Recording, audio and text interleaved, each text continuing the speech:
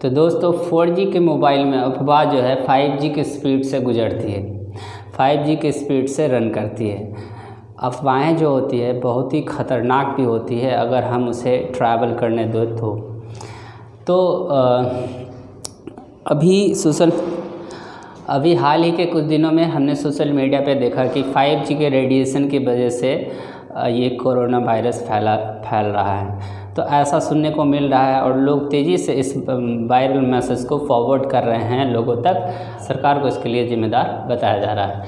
तो चलते हैं और जानते हैं कि रेडिएशन आखिर होता क्या है, इसके बारे में समझ जाते हैं कि रेडिएशन क्या होता है, ये रेडिएशन कैसे निकलता है और क्या ये हमारे लिए ख़तरनाक है, क्या ये मानव के लिए ख़तरनाक है, क्या ये मानव के अलावा जानवर और पक्षियों के लिए भी ख़तरनाक होता है या फिर ऐसे ही यूं ही अफवाहें फैलाई जा रही है। तो समझते हैं। तो हमारा आज का टॉपिक है 5G अफवाह।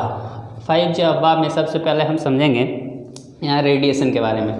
रेडिएशन जो होता है दोस्तों, ये एक इलेक्ट्रोमैग्नेटिक वेव होती है। अगर आपने क्लास 12 की फ़िज़िक्स पढ़ी है तो आप समझे होंगे उसके बारे में।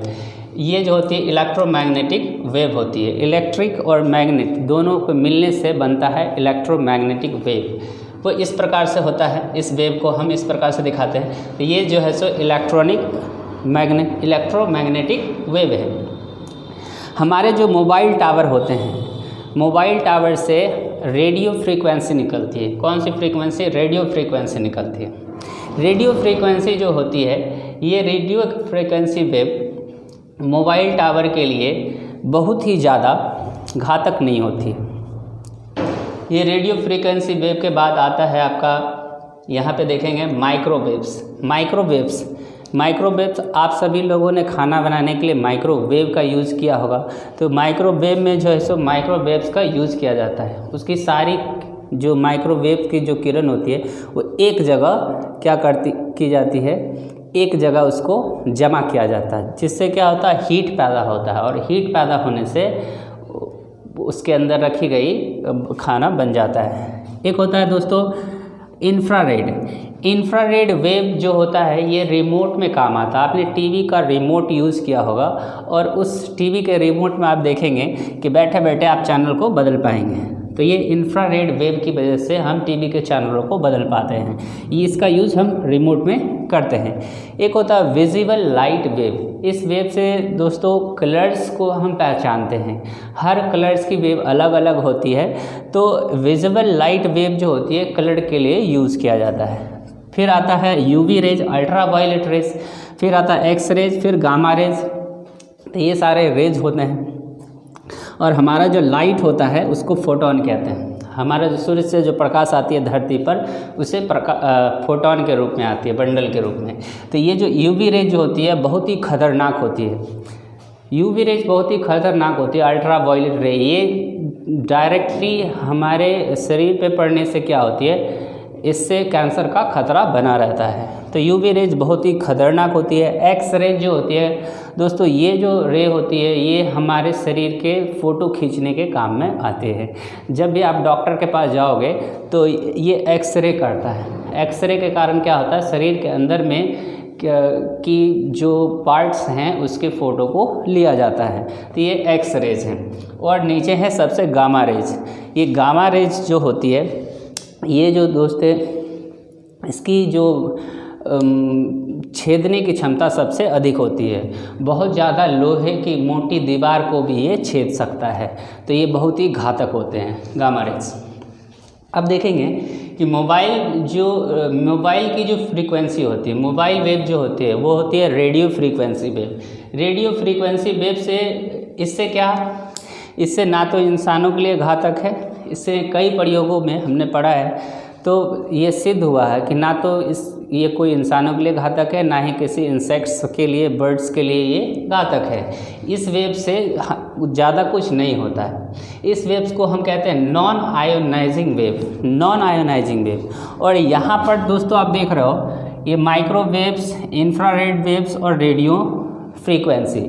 माइक्रोवेव्स जो माइक्रोवेव में यूज़ किया जाता है ओवन में जो खाना बनाने का काम आता है, इंफ्रारेड जो रिमोट में यूज़ किया जाता है, और radio wave, radio frequency wave, ये तीनों जो वेव है इसको नॉन आयोनाइजिंग वेव कहा जाता है। Non ionizing wave, non ionizing wave waves वेव्स होते हैं जो कि बहुत ही कम प्रभाव डालते हैं, यानी कि इससे लोगों के ऊपर कोई खतरा नहीं है, लोगों या जानवर या बर्ड्स के ऊपर कोई भी खतरा नहीं होता है नॉन आयोनाइजिंग वेव से। लेकिन जब ये एक जगह जमा करते हैं, जैसे कि माइक्रोवेव्स की हम बात करें, तो एक जगह जमा करने पे ये ज़्यादा बहुत ही हीट उत्पन्न करती है, जिसके कारण क्या होता है, हीट उत्पन्न करने के कारण हमारे किसी पर्टिकुलर शरीर के पार्ट को ये जला सकती है। बट इसके लिए हमें एक जगह उसको जमा करना होगा, तभी जाके ये काम करेगी। बट हमारे जो मोबाइल के जो वेव्स होते हैं, इसकी रेंज जो होती है मीटर से किलोमीटर के अंदर होती है। तो मोबाइल की इतनी औकात नहीं है कि ये 10-20 किलोमीटर दौड़े, ये 2 से 3 किलोमीटर के अंदर टावर को ये कैच करती है। तो मीटर से किलोमीटर में रेडियो फ्रीक्वेंसी की वेव होती है। ये वेव नॉन आयोनाइजिंग होने के कारण हमारे ऊपर कोई असर नहीं डालती है। जबकि इससे नीचे की वेव को हम देखें तो यहाँ पे है visible light wave, UV rays और एक्स रेज और गामा रेज।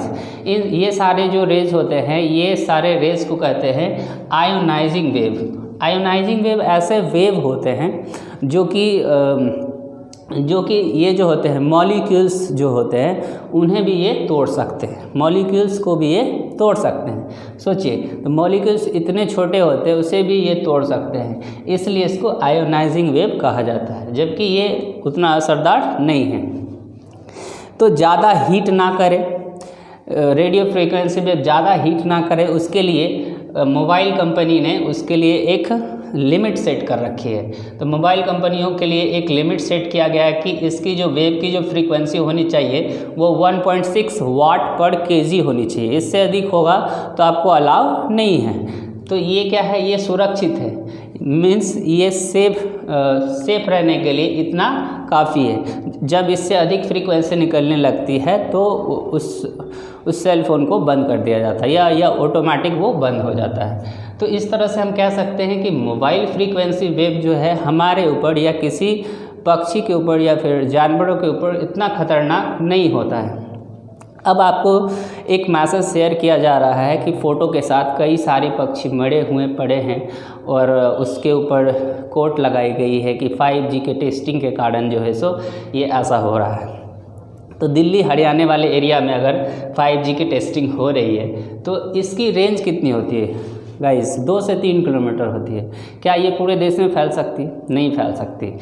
तो ये तो ऐसे ही पूरी अफवाह है। अब ये आप अगर जान गए होंगे कि रेडियो फ्रीक्वेंसी वेव की जो कंडीशन है, इससे आप समझ पा रहे होंगे कि ये किसी के ऊपर, मानव या जानवरों के ऊपर इफेक्ट नहीं करता। बट यहाँ पे अगर आप देखेंगे कि एक फ़ोटो को शेयर जो करी जा रही है जिसमें बहुत सारे पक्षी मरे हुए पड़े हैं और उसमें 5G की टेस्टिंग की जो बात बताई जा रही है वो क्या है, तो यहाँ पे हम देखते हैं कि बर्ड्स जो मरे हैं, अब ये पूरी दुनिया में इसकी जो है सो संख्या कम हो रही है। बर्ड्स की पूरी दुनिया में संख्या कम हो रही है। इसका मतलब ये नहीं कि मोबाइल टावरों से इसका सीधा सीधा कनेक्शन है।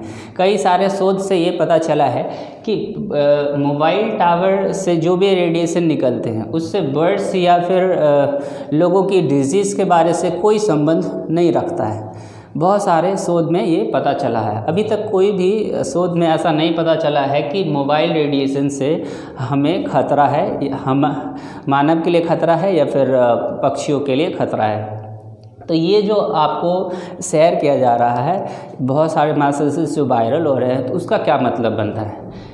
तो जब हमने इसकी जांच पड़ताल करी तो मुझे पता चला कि ये जो है मेनली एग्रीकल्चर की वजह से हो रहे हैं। एग्रीकल्चर की वजह से जो बर्ड्स हैं वो मर रहे हैं।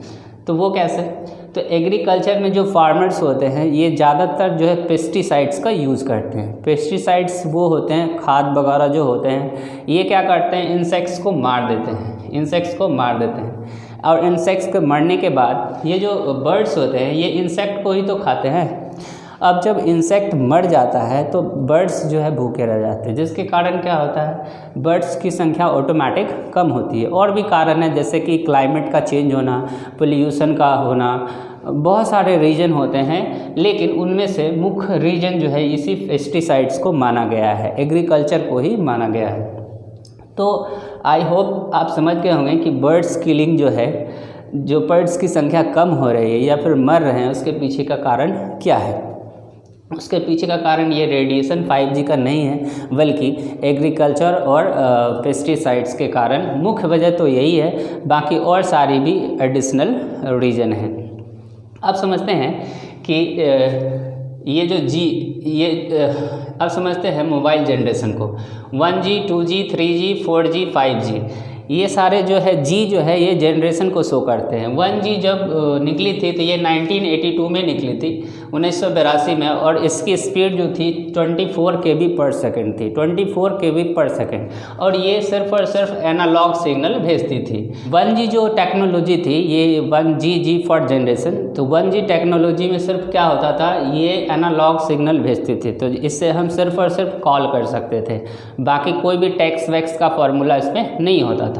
फिर टेक्नोलॉजी जब आगे बढ़ी तो 2G आई, और 2G 1992 में आई, और इसकी स्पीड थी 64 KB पर सेकेंड, 64 KB पर सेकेंड। और यहाँ पे हम टेक्सटिंग भी कर सकते थे, टेक्स्ट कर सकते थे, यानी कि मैसेज कर सकते थे। फिर इसे जब आगे बढ़ाया गया, टेक्नोलॉजी वृद्धि हुई, तब 2001 में 3G आई। 3G से बाद थर्ड जनरेशन आई मोबाइल टेक्नोलॉजी के टावर की। थर्ड जनरेशन में इसकी स्पीड थी 2 MB पर सेकेंड। बट यहाँ पे गाइज हम टेक्स्ट भी भेज सकते थे, मैसेज भी कर सकते थे, कॉल भी कर सकते थे। बट यहाँ पे परेशानी ये थी कि जब कभी भी हम वीडियो को देखते थे यूट्यूब पे, तो ये बफरिंग करती थी, रुक रुक के चलती थी, गोल गोल घूमता होगा, आप देखते होंगे। तो यहाँ पे समस्या ये थी कि यहाँ पे बफरिंग करती थी। पूरी वीडियोस को, अगर 10 मिनट की वो वीडियो है तो हमें देखने में से 15 मिनट खर्च हो जाते थे, तो यहाँ पे समय ज़्यादा लगता था और इसकी क्वालिटी भी कम आती थी।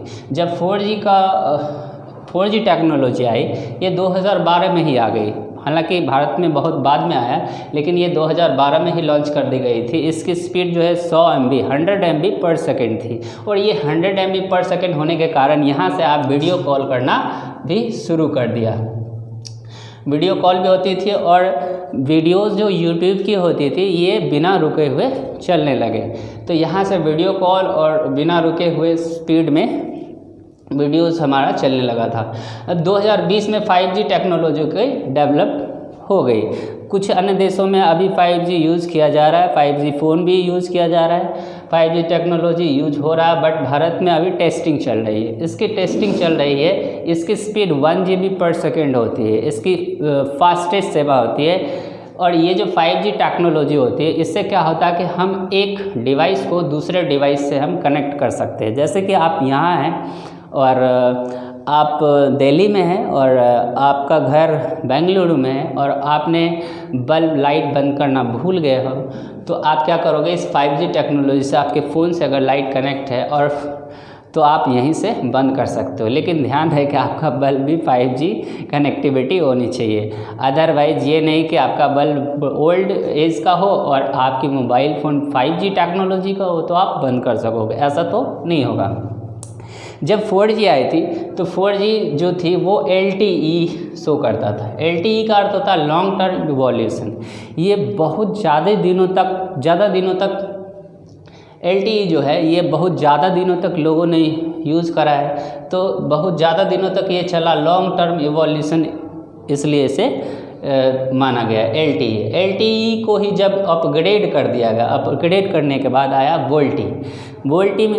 LTE में क्या होता था कि सिर्फ इससे इंटरनेट बहुत ही हाई स्पीड चलता था, बट वॉइस कॉलिंग की जब बात करी जाए तो इसमें आवाज़ जो है बहुत ही कभी रुक के आता था, कभी दूसरे को फ़ोन लग जाता था, कभी अब जब आप फ़ोन लगाते थे T T T T T T करने के बाद जो है ये फ़ोन लगाता था।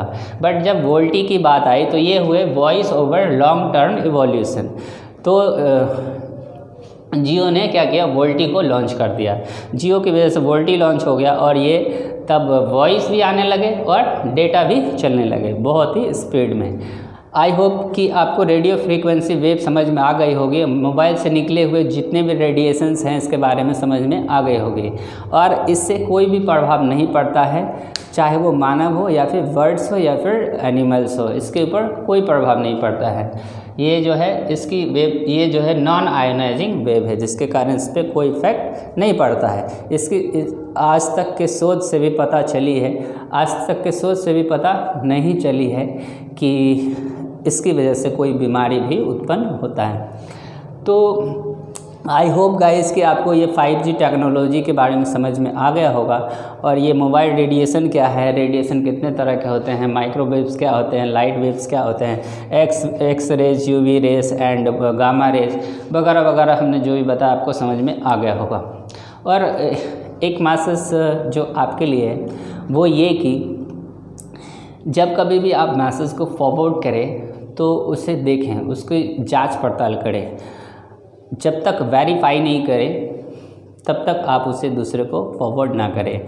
इससे क्या होगा कि ज़्यादा अफवाहें जो है तेज़ी से नहीं फैलेगी। समझदार बने, जागरूक बने और डेटा को बचाएं, क्योंकि आप जब मैसेज करेंगे तो डेटा भी आपका ख़त्म होगा। तो इस तरह से अगर आप किसी चीज़ की जानकारी के बगैर आप फॉरवर्ड करते हैं तो वो दूसरे को फॉरवर्ड, वो तीसरे को, वो चौथे को, वो पाँचवें को, इस तरह से वायरल हो जाता है। अफवाहें जल्दी वायरल होती है, लेकिन जो रियलिटी होती है उसको वायरल होने में देर लगती है। सभी लोगों को कहा जा रहा है वैक्सीन लगाओ, वैक्सीन लगाओ, वैक्सीन लगाओ। इसकी भी अफवाहें फैल रही है कि वैक्सीन लगाने से बच्चा जो है लूला लंगड़ा पैदा होगा, काना पैदा होगा, अगले जन्म में ये हो जाएगा, मतलब बहुत सारी चीज़ें इसके बारे में फैल रही है। तो अफवाहें तेज़ी से फैलती है और सच्चाई देर से फैलती है। तो गाइस इससे बच के रहें, और जब कभी भी मैसेज फॉरवर्ड करें तो इस पे सोच समझ के करें, इसकी जानकारी लेकर ही करें, अदरवाइज़ ये घातक सिद्ध हो सकती है। धन्यवाद।